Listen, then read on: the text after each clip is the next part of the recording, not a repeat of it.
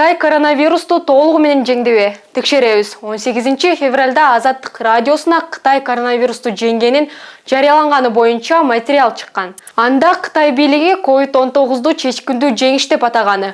Бул тууралуу Кытайдын лидери Си Цзиньпин жетектеген башкаруучу коммунисттик партиянын саясий бюросунун туруктуу комитетинин жума күнкү отурумунан кийин айтылганы жазылган.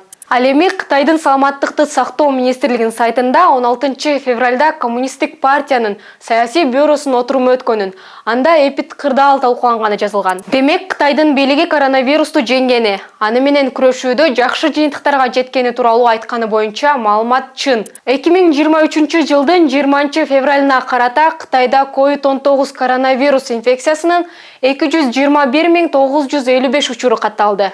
Акыркы сутка ичинде илдетти жуктургандардын саны 151 адамга көбөйдү. Эске салсак, ушул жылдын 30 январында Дүйнөлүк саламаттыкты сактоо уюму COVID-19 пандемиясын бүттү деп таануудан баш тарткан. Жыйынтык Кытай коронавирусту толугу менен жеңгени жалган. Өлкө бийлиги ковид менен күрөш катуу болуп, натыйжалары эбегейсиз экенин белгилеген.